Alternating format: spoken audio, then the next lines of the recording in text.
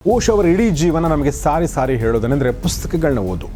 ನಿನಗದು ಎಂಥ ಶಕ್ತಿ ಕೊಡುತ್ತಂದರೆ ಇಡೀ ಜಗತ್ತೇ ನಿನ್ನ ಮುಂದೆ ನತಮಸ್ತಕವಾಗುವಂತೆ ಮಾಡುತ್ತೆ, ಅಂದರೆ ನಿನ್ನ ಮುಂದೆ ತಲೆ ತಗ್ಗಿಸುವಂತೆ ಮಾಡುತ್ತೆ. ಸೆಕ್ಸನ್ನು ತಪ್ಪು ಅಥವಾ ಪಾಪ ಅಂದುಕೊಳ್ಳೋದು ತಪ್ಪು. ಅದು ಮಾನವ ಶರೀರದ ನೈಸರ್ಗಿಕ ಶಕ್ತಿ. ಅದನ್ನು ಸಹಜವಾಗಿ ಅರಳಲು ಬಿಡಿ, ಅರಿವಿನಿಂದ ಬದುಕಿ ಅನ್ನೋ ಮಾತನ್ನು ಅವ್ರು ಹೇಳ್ತಾರೆ. ನಾನು ಯಾವುದೇ ಕಾರ್ಗಳನ್ನ ನಾನಾಗೇ ಬೇಡಿ ಪಡೆದಿಲ್ಲ. ಇವು ನನ್ನ ಶ್ರೀಮಂತ ಶಿಷ್ಯರು ನನಗಾಗಿ ಪ್ರೀತಿಯಿಂದ ಕೊಟ್ಟ ಉಡುಗೊರೆಗಳು.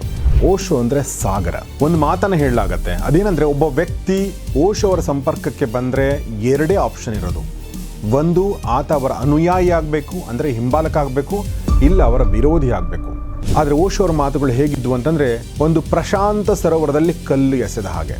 FBI ಅಧಿಕಾರಿಗಳು ಬಂಧಿಸ್ತಾರೆ ಮತ್ತು 12 ದಿನಗಳ ಕಾಲ ಅವ್ರನ್ನ ಜೈಲಿನಲ್ಲಿ ಇಡ್ತಾರೆ. ಜೈಲಿನಲ್ಲಿದ್ದಾಗ ತಮ್ಮ ಮೇಲೆ ಸ್ಲೋ ಪಾಯ್ಸನ್ ಇಂಜೆಕ್ಟ್ ಮಾಡಲಾಗಿದೆ ಅನ್ನೋ ಆರೋಪ ಮಾಡ್ತಾರೆ.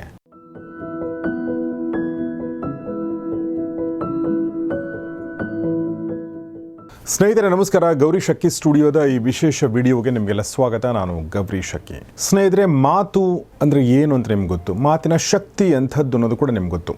ಆದರೆ ಒಬ್ಬ ವ್ಯಕ್ತಿಯ ಮಾತಿನಲ್ಲಿ ಎಂಥ ಶಕ್ತಿ ಇರ್ಬೋದು, ಎಷ್ಟರ ಮಟ್ಟಿಗೆ ಶಕ್ತಿ ಇರಬಹುದು ಅಂತ ಯೋಚನೆ ಮಾಡಿದರೆ, ಆ ಮಾತುಗಳಿಗೆ ಮಂತ್ರ ಮುಗ್ಧರಾಗಿ ಇಡೀ ಜೀವನವನ್ನೇ ಆತನ ಪದತಲದಲ್ಲಿ ಇಡುವಷ್ಟು ಶಕ್ತಿ ಇರಬಹುದು. ಆತನಿಗಾಗಿ ಇಡೀ ಹೊಸ ಊರನ್ನೇ, ಹೊಸ ಆಶ್ರಮವನ್ನೇ ಕಟ್ಟುವಷ್ಟು ಶಕ್ತಿ. ಆತನಿಗಾಗಿ 100 ರೋಲ್ಸ್ ರಾಯ್ ಕಾರುಗಳನ್ನು ಉಡುಗೊರೆಯಾಗಿ ಕೊಡುವಷ್ಟು ಶಕ್ತಿ. ಹೀಗಿರಬೇಕಾದ್ರೆ ಆತನ ಮಾತುಗಳಲ್ಲಿ, ಆತನ ವಿಚಾರಗಳಲ್ಲಿನ ಕ್ರಾಂತಿ ಎಂಥದ್ದಿರ್ಬೋದು. ಅದು ಎಂಥದ್ದಿರ್ಬೋದು ಅನ್ನೋ ಪ್ರಶ್ನೆ ಇನ್ನೂ ಯಾಕೆ ಇಂಪಾರ್ಟೆಂಟ್ ಆಗುತ್ತಂದ್ರೆ, ತನ್ನನ್ನು ತಾನು ಲಿಬರಲ್ ಎಂದು ಕರೆದುಕೊಳ್ಳುವ ದೇಶವೊಂದು ಈ ವ್ಯಕ್ತಿಯನ್ನು ತಡೆಯಲಾರದೆ, ಈತನ ಲಿಬ್ರಲ್ ಥಾಟ್ಗಳನ್ನ ತಡೆಯಲಾರದೆ ಒತ್ತಾಯಪೂರ್ವಕವಾಗಿ ತನ್ನ ದೇಶದಿಂದ ಹೊರಹಾಕಬೇಕಾಗತ್ತೆ. ಹೌದು, ಇವತ್ತು ನಾನು ನಿಮಗೆ ಹೇಳಲು ಹೊರಟಿರುವಂಥದ್ದು ಅಂಥದ್ದೇ ವ್ಯಕ್ತಿ. 20ನೇ ಶತಮಾನದಲ್ಲಿ ಬದುಕಿದ್ದ ಶ್ರೇಷ್ಠ ಚಿಂತಕ, ದಾರ್ಶನಿಕ, ವಿವಾದಗಳ ಕೇಂದ್ರಬಿಂದು, ಶ್ರೀಮಂತ ಸನ್ಯಾಸಿ, ಸೆಕ್ಸ್ ಗುರು, ಹೀಗೆಲ್ಲ ಕರೆಸಿಕೊಳ್ಳುವ ಓಶೋ ರಜನೀಶ್ ಬಗ್ಗೆ. ಅವರ ಮೂಲ ಹೆಸರು ಚಂದ್ರಮೋಹನ್ ಜೈನ್. ಓಶೋ ಅಂದರೆ ಅರ್ಥ ಗೊತ್ತಾ? ಓಶೋ ಅಂದರೆ ಸಾಗರ. ಓಶೋ ಅವರ ಜೀವನ ಗಮನಿಸಿದರೆ ಜೇಡ್ರ ಬಲಿಯಂತೆ ವಿವಾದಗಳು ಅವರ ಜೀವನದ ಸುತ್ತ ಹೆಣೆದುಕೊಂಡಿವೆ. ಈ ವಿವಾದಗಳನ್ನ ಬಿಡಿಸ್ತಾ ಹೋದರೆ ನಾವು ಅವರ ಜೀವನವನ್ನು ಅರ್ಥ ಮಾಡಿಕೊಳ್ಳೋ ಪ್ರಯತ್ನವನ್ನು ಮಾಡಬಹುದು. ಬನ್ನಿ ಪ್ರಯತ್ನ ಮಾಡೋಣ. ಸ್ನೇಹಿತರೆ, ಈ ಕಾರ್ಯಕ್ರಮದ ಪ್ರಾಯೋಜಕರು RM ಸಂಪೂರ್ಣ ಫುಡ್ ಪ್ರಾಡಕ್ಟ್ಸ್. RM ಸಂಪೂರ್ಣ ಫುಡ್ ಪ್ರಾಡಕ್ಟ್ ಬಗ್ಗೆ ಹೇಳಬೇಕು ಅಂದರೆ, ಇದು ಸ್ವಾವಲಂಬಿಯಾಗಬೇಕು ಅನ್ನೋ ಹಂಬಲ ಹೊತ್ತಿರುವ ಮಧ್ಯಮ ವರ್ಗದ ಮಹಿಳೆಯ ಉದ್ಯಮದ ಕಥೆ. ಇಲ್ಲಿ ಮನೆಯಲ್ಲಿ ಮಾಡಿದ ರುಚಿಯಾದ, ಶುಚಿಯಾದ ಮತ್ತು ಸ್ವಾದಿಷ್ಟ ಆಹಾರ ಪದಾರ್ಥಗಳು ದೊರೆತವೆ. ಇಲ್ಲಿ ಯಾವುದೇ ಕೆಮಿಕಲ್ ಬಳಕೆ ಮಾಡಲಾಗಿಲ್ಲ, ಪ್ರಿಸರ್ವೇಟಿವ್ಗಳನ್ನ ಬಳಕೆ ಮಾಡಲಾಗಿಲ್ಲ. ಪ್ರೀತಿಯಿಂದ ಮಾಡಿರುವ ಉತ್ಪನ್ನಗಳು ಇಲ್ಲಿವೆ. ಬಿಸಿಬೇಳೆ ಬಾತ್ ಪೌಡರ್, ಧನಿಯಾ ಪುಡಿ, ಖಾರದ ಪುಡಿ, ಡ್ರೈ ಫ್ರೂಟ್ಸ್ ಲಾಡು, ಹೆಲ್ತ್ ಮಿಕ್ಸ್, ಕೊರ್ಲೆ ಮಿಲೆಟ್ ಪೌಡರ್, ಬೇಬಿ ರಾಗಿ ಸರಿ ಪೌಡರ್, ಹೀಗೆ ಉತ್ಕೃಷ್ಟವಾದ ಸ್ವಾದಿಷ್ಟ ಪದಾರ್ಥಗಳನ್ನ ಇವರು ತಯಾರಿಸ್ತಾರೆ ಮನೆಯಲ್ಲೇ. ಹಾಗಾದ್ರೆ ಈ ಉತ್ಪನ್ನಗಳನ್ನ ನೀವು ಆರ್ಡರ್ ಮಾಡಬೇಕು ಅಂದ್ರೆ rmsampurna.com ಈ ವೆಬ್ಸೈಟ್ನ ಭೇಟಿ ಮಾಡಿ. ಲಿಂಕ್ ಡಿಸ್ಕ್ರಿಪ್ಷನಲ್ಲೂ ಇದೆ. ಸ್ನೇಹಿತರೆ, ಈ ಓಶೋನ ಅರ್ಥ ಮಾಡ್ಕೊಳ್ಳೋಕ್ಕಿಂತ ಮುಂಚೆ, ಆತನ ವಿಚಾರಧಾರೆಗಳನ್ನ ಅರ್ಥ ಮಾಡ್ಕೊಳ್ಳೋಕ್ಕಿಂತ ಮುಂಚೆ, ಆತನ ಸಾಧನೆಗಳನ್ನ, ವಿವಾದಗಳನ್ನ ಅರ್ಥ ಮಾಡ್ಕೊಳ್ಳೋಕ್ಕಿಂತ ಮುಂಚೆ ಚಿಕ್ಕದಾಗಿ ಆ ವ್ಯಕ್ತಿಯ, ಅಂದರೆ ಈ ವ್ಯಕ್ತಿಯ ಹಿನ್ನೆಲೆಯನ್ನು ಒಂದ್ಸಲ ಗಮನಿಸೋಣ. 1931 ಡಿಸೆಂಬರ್ 11ರಂದು ಮಧ್ಯಪ್ರದೇಶದ ಒಂದು ಗ್ರಾಮದಲ್ಲಿ ಜನಿಸ್ತಾರೆ. ಮೂಲ ಹೆಸರು ನಾನು ಹೇಳಿದೆ, ಚಂದ್ರಮೋಹನ್ ಜೈನ್. ಇಡೀ ಬಾಲ್ಯವನ್ನು ತನ್ನ ಪ್ರೀತಿಯ ಅಜ್ಜಿಯೊಡನೆ ಕಳೀತಾರೆ. ಹಾಗೆ ನೋಡಿದರೆ ಜೈನರು ಸಾಕಷ್ಟು ಧರ್ಮನಿಷ್ಠರು. ಆದರೆ ಇಲ್ಲಿ ಅವರ ಅಜ್ಜಿ ಓಶೋ ಅವರಿಗೆ ಸಂಪೂರ್ಣ ಸ್ವಾತಂತ್ರ್ಯ ನೀಡ್ತಾರೆ. ಸ್ವಾತಂತ್ರ್ಯ ಅಂದರೆ ಯಾವುದೇ ಧರ್ಮದ ಒತ್ತಡಗಳು, ಸಮಾಜದ ಒತ್ತಡಗಳು, ವಿಚಾರದ ಒತ್ತಡಗಳು, ಯಾವುದೇ ಒತ್ತಡಗಳಿಗೆ ಒಳಗಾಗದ ಹಾಗೆ ಸ್ವತಂತ್ರ ವಿಚಾರದೊಂದಿಗೆ ಆತ ಬೆಳೆಯುವಂತೆ ಮಾಡುವುದು ಆ ಅಜ್ಜಿಯ ಉದ್ದೇಶ ಆಗಿತ್ತು. ಅಥವಾ ಈ ಅಜ್ಜಿಯಿಂದಾಗಿಯೇ ರಜನೀಶ್ ಓಶೋ ಆಗಿದ್ದು, ಅಥವಾ ಈ ಅಜ್ಜಿಯಿಂದಾಗೆ ಚಂದ್ರಮೋಹನ್ ರಜನೀಶ್ ಆಗಿದ್ದು ಅಂತ ನಾವು ಅಂದ್ಕೊಳ್ಬೋದು. ಸ್ನೇಹಿತರೆ, ಈ ಅಜ್ಜಿ ಏನು ಮಾಡ್ತಾರೆ ಅಂದರೆ, ಚಿಕ್ಕ ವಯಸ್ಸಿನಲ್ಲಿ ಪುಸ್ತಕಗಳನ್ನು ಓದುವ ಅಭ್ಯಾಸವನ್ನು ಮಾಡಿಸ್ತಾರೆ ಓಶೋ ಅವರಿಗೆ. ಮತ್ತು ಅಜ್ಜಿ ಓಶೋಗೆ ಕಥೆಯನ್ನು ಹೇಳಲು ಪ್ರೇರೇಪಿಸ್ತಾ ಇದ್ರು. ಯೂಶುವಲಿ ಏನಾಗುತ್ತೆ ಹೇಳಿ, ಮೊಮ್ಮಕ್ಕಳು ಅಜ್ಜಿಗೆ ಕಥೆ ಹೇಳು ಅಂತಾರೆ. ಆದರೆ ಇಲ್ಲಿ ಅಜ್ಜಿ ಮೊಮ್ಮಗನಿಗೆ ಹೇಳ್ತಾ ಇದ್ಲು ಕಥೆ ಹೇಳು ಅಂತ. ಹೀಗಾಗಿ ಓಶೋ ಕಥೆ ಹೇಳ್ತಾ ಬೆಳೆದ. ಕಥೆ ಹೇಳ್ತಾ ಕಥೆಗಳು ಮುಗಿದ ಮೇಲೆ ಹೊಸ ಹೊಸ ಪುಸ್ತಕಗಳನ್ನ ಓದಬೇಕಾಗತ್ತೆ. ಪುಸ್ತಕದಲ್ಲಿನ ಕಥೆಗಳು ಮುಗಿತಾ ಬಂದ ಹಾಗೆ ಸ್ವಂತ ಕಥೆಗಳನ್ನ ಬರೆದು ಓಶೋ ತನ್ನ ಅಜ್ಜಿಗೆ ಹೇಳಲು ಶುರು ಮಾಡ್ತಾರೆ. ಇದನ್ನೇ ನೀವು ಅಬ್ಸರ್ವ್ ಮಾಡಿದರೆ ಮುಂದೆ ಅವರ ಪ್ರವಚನಗಳಲ್ಲಿ ಕೂಡ ಅತ್ಯಂತ ಕ್ಲಿಷ್ಟ, ಡಿಫಿಕಲ್ಟ್ ಆಗಿರೋ ಆಧ್ಯಾತ್ಮಿಕ ವಿಚಾರಗಳನ್ನು ಕೂಡ ಅವರು ಕಥೆ ರೂಪದಲ್ಲೇ ಜನರಿಗೆ ತಿಳಿಸ್ತಾ ಇದ್ರು. ಸೊ ಹೀಗೆ ಅವರ ಬಾಲ್ಯ. ಇದಾದ ನಂತರ 9ನೇ ವಯಸ್ಸಿನಲ್ಲಿ ಶಾಲಾ ಶಿಕ್ಷಣಕ್ಕೆ ಅವರು ಬರ್ತಾರೆ. ಶಾಲೆಯಲ್ಲಿ ಅವ್ರನ್ನ ಹೇಗೆ ಅವರ ಸಹಪಾಠಿಗಳು ಮತ್ತು ಶಿಕ್ಷಕರು ನೆನೀತಾರೆ ಅಂತಂದರೆ, ಅವರು ಅತ್ಯಂತ ಹೆಚ್ಚು ಪ್ರಶ್ನೆಗಳನ್ನ ಕೇಳುವ ವಿದ್ಯಾರ್ಥಿ ಆಗಿರ್ತಾರೆ ಮತ್ತು ಯಾವುದೇ ತಪ್ಪನ್ನು ಸಹಿಸಿದ ವಿದ್ಯಾರ್ಥಿ ಆಗಿರ್ತಾರೆ. ಈ ಸಂದರ್ಭದಲ್ಲಿ ಆತನ ಜೀವನದಲ್ಲಿ ಅಂದರೆ ಬಾಲಕ ರಜನೀಶ್ ಜೀವನದಲ್ಲಿ ಒಬ್ಬ ವ್ಯಕ್ತಿಯ ಪ್ರವೇಶ ಆಗುತ್ತೆ. ಆ ವ್ಯಕ್ತಿ ಓಶೋ ಜೀವನಕ್ಕೆ ಹೊಸ ದಿಕ್ಕನ್ನೇ ಕೊಡ್ತಾರೆ. ಅವರ ಹೆಸರೇ ಶಂಭು ದುಬೆ. ಸ್ನೇಹಿತರೆ, ಶಂಭು ದುಬೆಯವರು ಆಗಿನ ಕಾಲದಲ್ಲಿ ಸಮಾಜದ ಅತ್ಯಂತ ಗೌರವಾನ್ವಿತ ವ್ಯಕ್ತಿಯಾಗಿರ್ತಾರೆ, ಜ್ಞಾನಿಯಾಗಿರ್ತಾರೆ. ಒಬ್ಬ ಜ್ಞಾನಿಗೆ ಮಾತ್ರ ಇನ್ನೊಬ್ಬ ಜ್ಞಾನಿಯನ್ನು ಗುರುತಿಸಕ್ಕೆ ಸಾಧ್ಯ. ಹೀಗಾಗಿ ಓಶೋ ಅವರ ಜ್ಞಾನವನ್ನು ಮತ್ತು ಅವರ ಯೋಗ್ಯತೆಯನ್ನು ಗುರುತಿಸ್ತಾರೆ. ಹೀಗಾಗಿ ಅವರಿಗೆ ಮಾರ್ಗದರ್ಶನ ನೀಡಲು ಆರಂಭಿಸ್ತಾರೆ. ದೇಶದ ಕ್ರಾಂತಿಕಾರಿ ಹೋರಾಟಗಾರರು, ಶ್ರೇಷ್ಠ ಚಿಂತಕರು, ಸಾಹಿತಿಗಳು, ದೇಶ ವಿದೇಶಗಳಲ್ಲಿ ನಡೆದ ಘಟನೆಗಳು, ಕ್ರಾಂತಿಗಳು, ಆಧ್ಯಾತ್ಮಿಕ ಚಿಂತನೆಗಳನ್ನ ದುಬೆ ಅವರು ಓಶೋಗೆ ಪರಿಚಯಿಸ್ತಾರೆ. ಅಂದರೆ ಬಾಲಕ ರಜನೀಶ್ಗೆ ಪರಿಚಯಿಸ್ತಾರೆ. ತಮ್ಮ ಸ್ವಂತ ಗ್ರಂಥಾಲಯದ ಪುಸ್ತಕಗಳನ್ನ ಓಶೋ ಅವರಿಗೆ ಕೊಡ್ತಾರೆ. ಚರ್ಚೆಗಳನ್ನ ಮಾಡ್ತಾ ಮಾಡ್ತಾ ಅವರ ಜ್ಞಾನವನ್ನು ಸಾಗರದಷ್ಟು ಹೆಚ್ಚಿಸ್ತಾರೆ. ಇದು ಅವರ ಯೌವನದ ಪೂರ್ವಾರ್ಥ. ಅದಾದಮೇಲೆ ಓಶೋ ಅವರು ಜಬಲ್ಪುರ್ನ ಹಿತಕಾರಿಣಿ ಕಾಲೇಜಿನಲ್ಲಿ PU ಮುಗಿಸ್ತಾರೆ. ಆ PU ಟೈಮಲ್ಲಿ ಅವ್ರು ಹೇಗಿದ್ರು ಅನ್ನೋದಕ್ಕೆ ಒಂದೇ ಒಂದು ಉಲ್ಲೇಖ ಇದೆ. ಅವರ ಉಪನ್ಯಾಸಕರು ಹೇಳ್ತಾರೆ, he debates not to win but to reach the truth. ಅಂದರೆ ಯುವಕನಾಗಿದ್ದ ರಜನೀಶ್ ಡಿಬೇಟ್ ಮಾಡ್ತಾ ಇದ್ದದ್ದು, ವಾದಗಳನ್ನ ಮಾಡ್ತಾ ಇದ್ದದ್ದು ಯಾಕೆ ಅಂದರೆ ಗೆಲ್ಲಕ್ಕಲ್ಲ, ಬದಲಾಗಿ ಸತ್ಯವನ್ನು ಅರ್ಥ ಮಾಡ್ಕೊಳ್ಳಕ್ಕೆ. ಸೊ ಇದು PU ಕಾಲೇಜ್. ಆದರೆ ಇನ್ನು DN ಜೈನ್ ಕಾಲೇಜು ಡಿಗ್ರಿ ಅಂದರೆ ಬ್ಯಾಚುಲರ್ ಡಿಗ್ರಿ ಮಾಡ್ತಾರೆ ಅವರು. ಈ ಅವಧಿಯಲ್ಲಿ ಸಾಹಿತ್ಯ, ತರ್ಕಶಾಸ್ತ್ರ, ತತ್ವಶಾಸ್ತ್ರ, ಮನೋವಿಜ್ಞಾನ ಈ ಎಲ್ಲವುದ್ರ ಬಗ್ಗೆ ಅತ್ಯಂತ ಆಳವಾದ ಆಸಕ್ತಿ ತೋರ್ತಾರೆ ಮತ್ತು ಅತ್ಯಂತ ಚರ್ಚಿತ ವಿದ್ಯಾರ್ಥಿಯಾಗಿ ಬೆಳೀತಾರೆ. ಮತ್ತು ಅಲ್ಲಿಯೇ ಅವರು ಉಪನ್ಯಾಸಗಳನ್ನ ಕೊಡ್ತಾ ಇರ್ತಾರೆ, ಡಿಬೇಟ್ಗಳನ್ನ ಮಾಡ್ತಿರ್ತಾರೆ. ಅವರ ಅಂದಿನ ಭಾಷಣಗಳನ್ನ ಕೇಳಲು ಇತರೆ ಕಾಲೇಜುಗಳಿಂದ ವಿದ್ಯಾರ್ಥಿಗಳು ಕೂಡ ಬರ್ತಿದ್ರಂತೆ. ಇದಾದ ನಂತರ ಅವರು MA ಇನ್ ಫಿಲಾಸಫಿ ಮಾಡ್ತಾರೆ ಮತ್ತು ಅದರಲ್ಲಿ ಕೂಡ ಅವರು ಉನ್ನತ ರ್ಯಾಂಕ್ ಪಡಿತಾರೆ. ಈ ಒಂದು MA ಅಧ್ಯಯನದಲ್ಲಿ Indian philosophy, western philosophy, logic, mysticism ಹೀಗೆ ಸಾಕಷ್ಟು ಜ್ಞಾನವನ್ನು ಪಡಿತಾರೆ. ಅವರ ಪೋಸ್ಟ್ ಗ್ರಾಜ್ಯುಯೇಷನ್ನ ಗುರುಗಳು ಒಂದು ಮಾತನ್ನು ಹೇಳಿದ್ದಾರೆ ರಜನೀಶ್ ಬಗ್ಗೆ. Rajneesh reads faster then we can suggest books. ಅಂದರೆ ಸಜೆಸ್ಟ್ ಮಾಡ್ತೀವಲ್ವ, ಅದಕ್ಕಿಂತ ಬೇಗ ರಜನೀಶ್ ಪುಸ್ತಕಗಳನ್ನ ಓದ್ತಾರೆ ಅಂತ. ಯೋಚನೆ ಮಾಡಿ ಅವರ ಬುದ್ಧಿಶಕ್ತಿ ಅಂಥದ್ದಿರ್ಬೋದು ಅಂತ. ಅದಾದ ನಂತರ ರಜನೀಶ್ ಪ್ರಾಧ್ಯಾಪಕ ವೃತ್ತಿಯನ್ನು ಆರಂಭಿಸ್ತಾರೆ. ತತ್ವಶಾಸ್ತ್ರದಲ್ಲಿ ಜೀವಂತಿಕೆಯನ್ನು ತುಂಬಿ ಆಕರ್ಷಕ ರೀತಿಯಲ್ಲಿ ಪಾಠ ಮಾಡ್ತಿರ್ತಾರೆ. ವಿಶೇಷ ಅಂದರೆ ಇವರ ತರಗತಿಗೆ ಕೇವಲ ವಿದ್ಯಾರ್ಥಿಗಳಲ್ಲ, ಇತರೆ ವಿಭಾಗದ ಶಿಕ್ಷಕರು ಕೂಡ ಬರ್ತಿದ್ರಂತೆ. 1966ರಲ್ಲಿ ಶಿಕ್ಷಕ ವೃತ್ತಿಯಿಂದ ನಿವೃತ್ತಿ ಹೊಂದಿ, ಅಂದರೆ ಅದನ್ನು ಬಿಟ್ಟು ಅವರು ಪೂರ್ಣಕಾಲಿಕ ಪ್ರವಚನಕಾರರಾಗ್ತಾರೆ. ಆ ನಂತರ ಓಶೋ ಭಾರತದೆಲ್ಲೆಡೆ ಅತ್ಯಂತ ದೊಡ್ಡ ಶಕ್ತಿಯಾಗಿ, ಆಕರ್ಷಣೆಯಾಗಿ ಹೊರಹೊಮ್ಮುತ್ತಾರೆ. ದೇಶಾದ್ಯಂತ ಸಂಚರಿಸ್ತಾರೆ. ಧರ್ಮ, ರಾಜಕೀಯ, ಅಧ್ಯಾತ್ಮ ಹೀಗೆ ಸಾಕಷ್ಟು ವಿಚಾರಗಳ ಬಗ್ಗೆ ವ್ಯಾಖ್ಯಾನಗಳನ್ನ ನೀಡಲು ಆರಂಭಿಸ್ತಾರೆ ಮತ್ತು ಅವರ ಪ್ರಭಾವ ದಿನದಿಂದ ದಿನಕ್ಕೆ ಹೆಚ್ಚಾಗ್ತಾ ಹೋಗುತ್ತೆ. ಹೀಗಾಗಿ ಓಶೋ ಅವರಿಗೆ ತಮ್ಮದೇ ಆದ ಆಶ್ರಮವನ್ನು ನಿರ್ಮಿಸಿಕೊಳ್ಳಲು ಗುಜರಾತ್ನ ಅಂದಿನ ಸರ್ಕಾರ 1,000 ಎಕರೆ ಜಮೀನನ್ನು ಕೊಡಲು ಮುಂದಾಗುತ್ತೆ. ಆದರೆ ಒಂದು ಟ್ವಿಸ್ಟ್ ಬರುತ್ತೆ. ಅದೇನೆಂದರೆ, ಇದೇ ಸಂದರ್ಭದಲ್ಲಿ ಓಶೋ ಅವರು ಮಹಾತ್ಮ ಗಾಂಧೀಜಿಯವರ ಬಗ್ಗೆ ಪ್ರವಚನ ಆರಂಭಿಸಿರ್ತಾರೆ ಮತ್ತು ಗಾಂಧೀಜಿಯ ಸಾಕಷ್ಟು ವಿಚಾರಗಳನ್ನು, ಜೀವನ ಶೈಲಿಯನ್ನು ಟೀಕಿಸಿರ್ತಾರೆ. ಹೀಗಾಗಿ ಸರ್ಕಾರ ಸ್ವಲ್ಪ ಯೋಚನೆ ಮಾಡಿ ಜಮೀನು ಕೊಡೋದ್ರಿಂದ ಹಿಂದೇಟು ಹಾಕುತ್ತೆ. ಸೊ ಒಂದು ಹಂತಕ್ಕೆ ಓಶೋ ಅವರ ಪರವಾದ ಅಲೆ ಈವರೆಗೂ ಇತ್ತು, ಈಗ ಅವರ ವಿರೋಧದ ಅಲೆ ಕೂಡ ಸೃಷ್ಟಿಯಾಯಿತು ಅಂತ ಹೇಳ್ಬೋದು. ಆದರೆ ಓಶೋ ನಿಸ್ಸಂಕೋಚದಿಂದ, ಯಾವುದೇ ಬಿಡೆ ಇಲ್ಲದೆ ನಿರ್ಭಿಡೆಯಿಂದ ತಮ್ಮ ಮಾತುಗಳನ್ನು, ವಿಮರ್ಶೆಯನ್ನು ಮುಂದುವರಿಸ್ತಾರೆ. ಅವ್ರು ಏನು ಹೇಳ್ತಿದ್ರು ಅಂತಂದರೆ, ಯಾವುದೇ ವಿಚಾರಗಳನ್ನು ಅಥವಾ ಸಿದ್ಧಾಂತಗಳನ್ನು ಒಬ್ಬ ಮಹಾನ್ ವ್ಯಕ್ತಿ ಹೇಳಿ ಹೋಗಿದ್ದಾನೆ ಅನ್ನೋ ಕಾರಣಕ್ಕೆ ಭಾಳಷ್ಟು ಜನ ನಂಬ್ತಾರೆ, ಆದರೆ ನಂಬಬೇಕಿಲ್ಲ. ಪ್ರತಿಯೊಂದು ವಿಚಾರಗಳನ್ನು ಕೂಡ ಪ್ರಶ್ನಿಸಬೇಕು.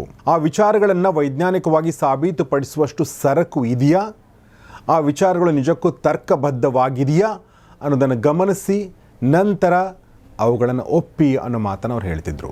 ವ್ಯಕ್ತಿಗಳಿಗೆ ಗೌರವ ಕೊಡಿ, ಹಾಗಂತ ಅವ್ರು ಹೇಳಿದ್ದೆಲ್ಲವೂ ಕೂಡ ಸತ್ಯ ಅಂತ ಒಪ್ಕೊಳ್ಬೇಕಿಲ್ಲ ಅನ್ನೋದು ಅವರ ನಿಲುವಾಗಿತ್ತು. ಅರ್ಥ ಏನು? ಎಲ್ಲವನ್ನೂ ಪ್ರಶ್ನಿಸಬೇಕು, ನನ್ನನ್ನು ಸೇರಿ. ಸ್ನೇಹಿತರೆ, ಇದು ಓಶೋ ಅವರ ಕುರಿತಾದ ಒಂದು ಪ್ರಿಲಿಮಿನರಿ ಮಾಹಿತಿ. ಓಶೋ ಅವ್ರ ಬಗ್ಗೆ ಸಾಕಷ್ಟು ವಿಚಾರಗಳಿನ್ನೂ ಹೇಳೋದಿದೆ, ಆದರೆ ಒಂದು ವಿಚಾರ ಅತ್ಯಂತ ಪ್ರಮುಖವಾಗಿ ಚರ್ಚೆ ಆಗುತ್ತೆ. ಓಶೋ ಅಂದ ತಕ್ಷಣ ಆ ಒಂದು ಲೇಬಲ್ ನಮ್ಮ ತಲೆಗೆ ಬರುತ್ತೆ. ಅದು ಯಾವುದು ಅಂದರೆ ಸೆಕ್ಸ್ ಗುರು. 1970ರ ದಶಕದಲ್ಲಿ ಓಶೋ ಅವರು ಸೆಕ್ಸ್ ಬಗ್ಗೆ ಮುಕ್ತವಾಗಿ ಮಾತಾಡ್ತಾರೆ, ನೇರವಾಗಿ ಮಾತಾಡ್ತಾರೆ. ಸ್ನೇಹಿತರೆ, ಯೋಚನೆ ಮಾಡಿ, ಸುಮಾರು 55 ವರ್ಷಗಳ ಹಿಂದಿನ ಮಾತಿದು.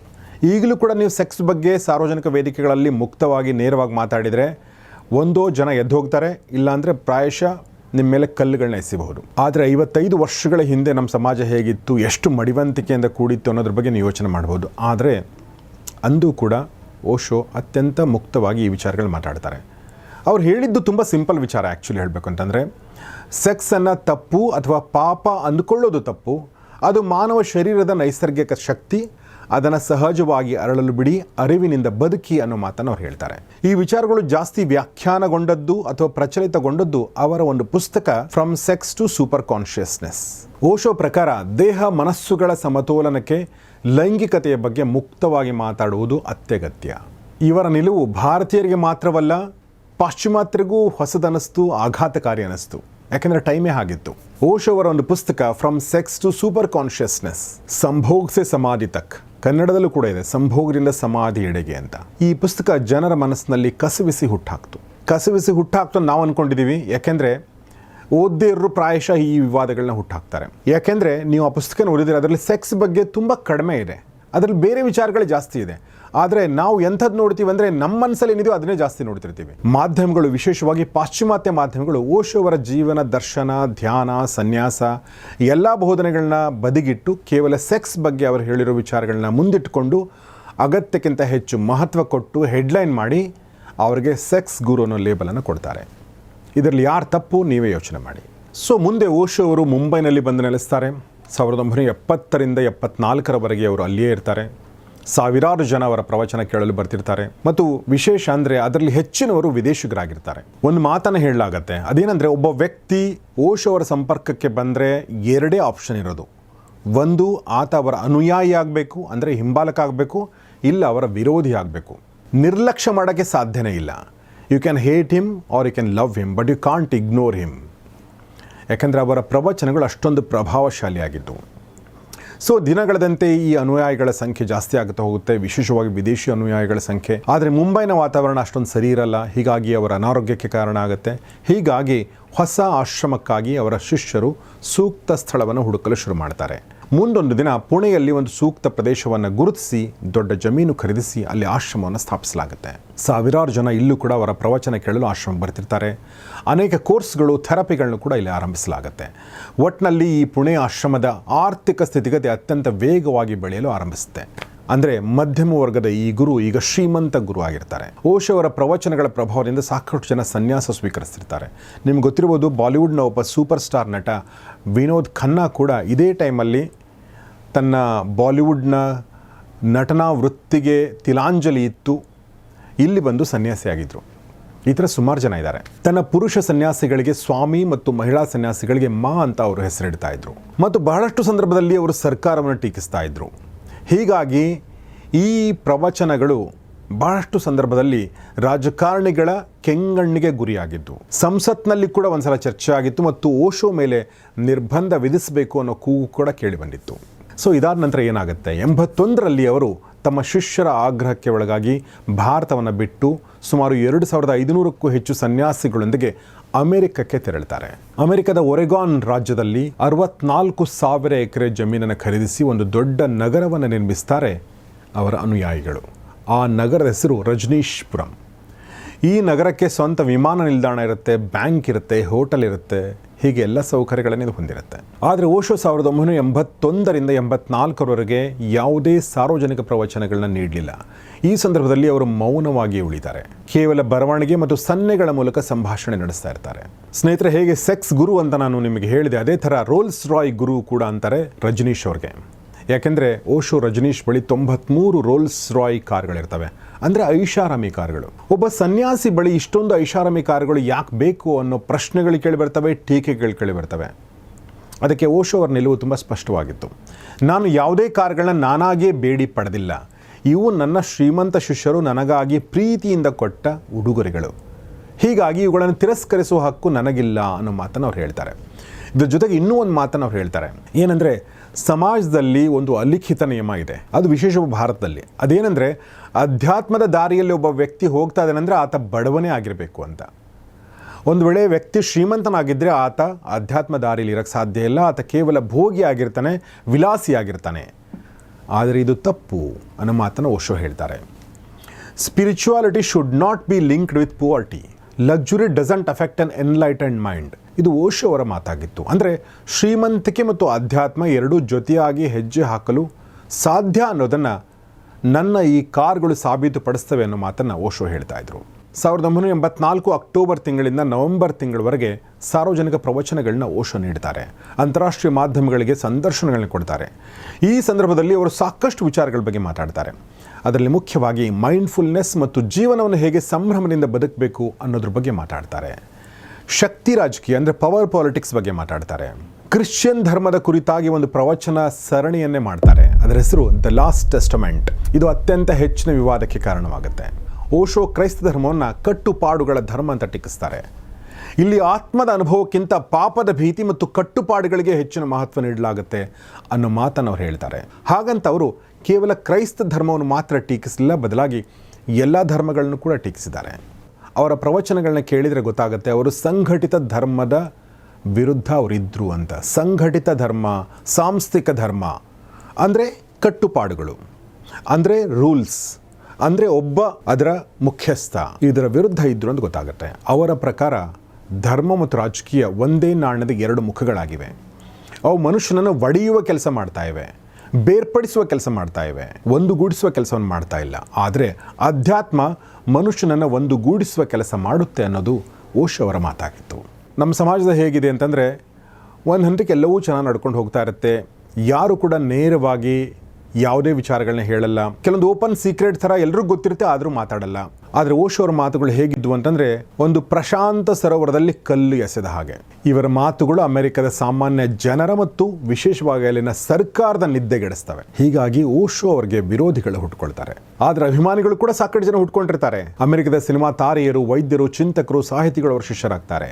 ಉದಾಹರಣೆಗೆ ಅಮೆರಿಕದ ಪ್ರಸಿದ್ಧ ನಾವೆಲಿಸ್ಟ್ ಟಿಮ್ ರಾಬಿನ್ಸ್, ಅಮೆರಿಕದ ಪ್ರಸಿದ್ಧ ಝೆನ್ ತತ್ವಜ್ಞಾನಿ ಮತ್ತು ಝೆನ್ ಫ್ಲೆಶ್ ಮತ್ತು ಝೆನ್ ಬೋನ್ಸ್ ಪುಸ್ತಕದ ಲೇಖಕ ಪಾಲ್ ರೆಪ್ಸ್, ಮತ್ತು ಪ್ರಖ್ಯಾತ ಉದ್ಯಮಿ ರಿಚರ್ಡ್ ಪ್ರೈಸ್, ಬ್ರಿಟಿಷ್ ಚಲನಚಿತ್ರ ನಟ ಟೆರೆನ್ಸ್ ಸ್ಟ್ಯಾಂಪ್, ಹಾಲಿವುಡ್ ನಟ ಮತ್ತು ಅಕಾಡೆಮಿ ಅವಾರ್ಡ್ ವಿಜೇತ ಜೇಮ್ಸ್ ಕೋಬರ್ನ್, ಹೀಗೆ ಸಾಕಷ್ಟು ಜನ ಅವರ ಫಾಲೋವರ್ಸ್ ಆಗ್ತಾರೆ. ಆದರೆ ಇದೆಲ್ಲವನ್ನು ಮರೆಮಾಚುವಷ್ಟು ಅವರ ಪ್ರಖ್ಯಾತಿಗೆ ಕಳಂಕ ಹಚ್ಚುವಂಥ ಒಂದು ಪ್ರಕರಣ ಅದೇ ಸಂದರ್ಭದಲ್ಲಿ ನಡೆಯುತ್ತೆ. ಪ್ರಭಾವ ಮತ್ತು ಪ್ರಸಿದ್ಧಿ ಜಾಸ್ತಿ ಆಗ್ತಾ ಇದೆ. ಆದರೆ 1984ರಲ್ಲಿ ಓಶೋ ಅವರ ಆಪ್ತ ಕಾರ್ಯದರ್ಶಿ ಮತ್ತು ರಜನೀಶ್ಪುರಂನ ಆಡಳಿತದ ಮುಖ್ಯಸ್ಥೆ ಮಾ ಆನಂದ್ ಮತ್ತು ಆಕೆಯ ತಂಡದ ವಿರುದ್ಧ ಒಂದು ಗುರುತರ ಆಪಾದನೆ ಕೇಳಿಬರುತ್ತೆ. ಒರೆಗಾನ್ ವಾಸ್ಕೋ ಕೌಂಟಿಯಲ್ಲಿ ನಡೆಯಲಿದ್ದ ಚುನಾವಣೆಗಳಲ್ಲಿ ರಜನೀಶ್ಪುರಂನ ಸಮುದಾಯದವರಿಗೆ ಅನುಕೂಲ ಆಗಲಿ ಅನ್ನೋ ದೃಷ್ಟಿಯಿಂದ ಸ್ಥಳೀಯರು ಮತದಾನದಲ್ಲಿ ಭಾಗವಹಿಸದಂತೆ ಮಾಡಲು ಒಂದು ಕುತಂತ್ರವನ್ನ ಮಾ ಆನಂದ್ ಶೀಲ ಮತ್ತು ಆಕೆ ತಂಡದವರು ಮಾಡಿದ್ರು ಅನ್ನೋದು ಆರೋಪ.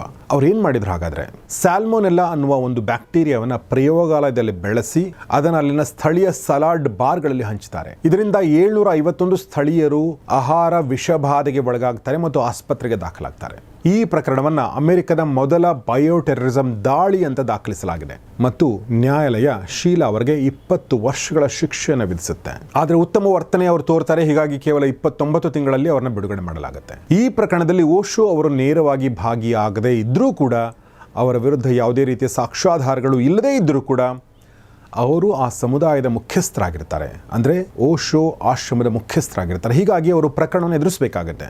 ಜೊತೆಗೆ ಅವರ ವಿರುದ್ಧ ಇಮಿಗ್ರೇಷನ್ ಉಲ್ಲಂಘನೆಗೆ ಸಂಬಂಧಪಟ್ಟ ಕೇಸ್ಗಳನ್ನು ಕೂಡ ದಾಖಲು ಮಾಡಲಾಗುತ್ತೆ. 1985ರಲ್ಲಿ ಓಶೋ ಅವರನ್ನು ಅಮೆರಿಕದ ಅತ್ಯುಚ್ಚ ಗುಪ್ತಚರ ಇಲಾಖೆ FBI ಅಧಿಕಾರಿಗಳು ಬಂಧಿಸ್ತಾರೆ ಮತ್ತು 12 ದಿನಗಳ ಕಾಲ ಅವ್ರನ್ನ ಜೈಲಿನಲ್ಲಿ ಇಡ್ತಾರೆ. ಆದರೆ ಒಂದೇ ಜೈಲಿನಲ್ಲಿ ಇಡದೆ ಅವ್ರನ್ನ ಪದೇ ಪದೇ ಬೇರೆ ಬೇರೆ ಜೈಲುಗಳಿಗೆ ವರ್ಗಾಯಿಸಲಾಗುತ್ತೆ.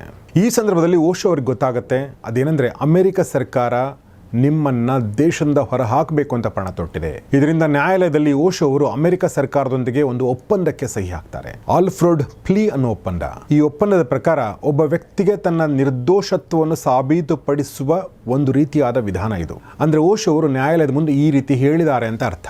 ನಾನು ಅಪರಾಧಿ ಅಲ್ಲ, ನನ್ನ ಆರೋಗ್ಯ ಕೆಟ್ಟಿದೆ, ಪ್ರಕರಣ ರಾಜಕೀಯವಾಗಿದೆ, ಹೀಗಾಗಿ ನಾನು ಇನ್ನು ಮುಂದೆ ಕಾನೂನು ಹೋರಾಟವನ್ನು ಮುಂದುವರಿಸಲು ಬಯಸುವುದಿಲ್ಲ.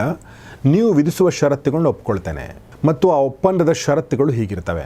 ಓಶೋ ಅವರು ಇಮಿಗ್ರೇಷನ್ಗೆ ಸಂಬಂಧಪಟ್ಟ 2 ಸಣ್ಣ ತಪ್ಪುಗಳನ್ನ ಒಪ್ಕೊಳ್ತಾರೆ. $4 ಲಕ್ಷ ದಂಡವನ್ನು ಪಾವತಿಸಬೇಕಾಗುತ್ತೆ ಮತ್ತು ತಕ್ಷಣವೇ ಅಮೆರಿಕವನ್ನು ತ್ಯಜಿಸಬೇಕಾಗುತ್ತೆ. ಹೀಗಾಗಿ 1985 ನವೆಂಬರ್ ತಿಂಗಳಲ್ಲಿ ಓಶೋ ಅವರು ಅಮೆರಿಕವನ್ನು ತೊರೆಯಬೇಕಾಗುತ್ತೆ. ಅದಾದ ನಂತರ ಅವರು ಯುರೋಪಿಯನ್ ರಾಷ್ಟ್ರಗಳಿಗೆ ಹೋಗಿ ನೆಲೆಸಬೇಕು ಅಂತ ಪ್ರಯತ್ನ ಪಡ್ತಾರೆ. ಆದರೆ 21 ರಾಷ್ಟ್ರಗಳಲ್ಲಿ ಅವರ ಪ್ರವೇಶಕ್ಕೆ ನಿರ್ಬಂಧ ಇರುತ್ತೆ. ಹೀಗಾಗಿ ಅವರು ಅನಿವಾರ್ಯವಾಗಿ ಮತ್ತೆ ಭಾರತಕ್ಕೆ ಬಂದು ಪುಣೆ ಆಶ್ರಮದಲ್ಲಿ ಉಳಿತಾರೆ. ಇಲ್ಲಿ ಬಂದ ಮೇಲೆ ಅವರು ಅಮೆರಿಕ ಸರ್ಕಾರದ ವಿರುದ್ಧ ಆಪಾದನೆಗಳನ್ನ ಮಾಡ್ತಾರೆ. ಜೈಲಿನಲ್ಲಿದ್ದಾಗ ತಮ್ಮ ಮೇಲೆ ಸ್ಲೋ ಪಾಯ್ಸನ್ ಇಂಜೆಕ್ಟ್ ಮಾಡಲಾಗಿದೆ ಅನ್ನೋ ಆರೋಪ ಮಾಡ್ತಾರೆ. ಆದರೆ ಇದಕ್ಕೆ ಯಾವುದೇ ರೀತಿಯ ಸಾಕ್ಷ್ಯಾಧಾರಗಳು ಸಿಗೋದಿಲ್ಲ.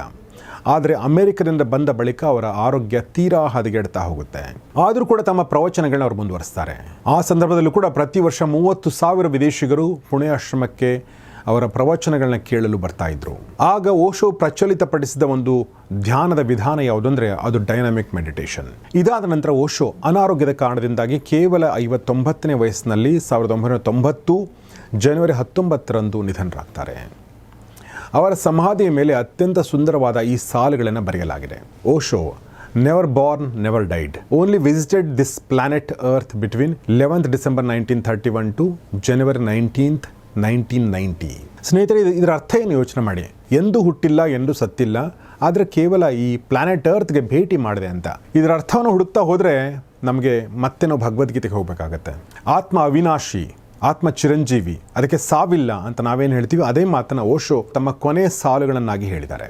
ಓಶೋ ಅವರ ಜೀವನವನ್ನು ಗಮನಿಸಿದರೆ ಗೊತ್ತಾಗೋದೇನೆಂದರೆ, ತಮ್ಮ 59 ವರ್ಷಗಳ ಜೀವನದಲ್ಲಿ ಪ್ರಾಯಶಃ ಅವರು ಮಾತನಾಡದಷ್ಟು ಬೇರೆ ಯಾವ ವ್ಯಕ್ತಿ ಕೂಡ ಮಾತಾಡಲು ಆಗೋದಿಲ್ಲ. ಓಶೋ ಅವರು ತಮ್ಮ ಜೀವನ ಇಡೀ ಅನೇಕ ಕ್ಷೇತ್ರಗಳನ್ನು, ಅನೇಕ ವ್ಯಕ್ತಿಗಳನ್ನು ಆಳವಾಗಿ ಸ್ಪರ್ಶಿಸಿ ಪ್ರವಚನಗಳನ್ನ ನೀಡಿದ್ದಾರೆ.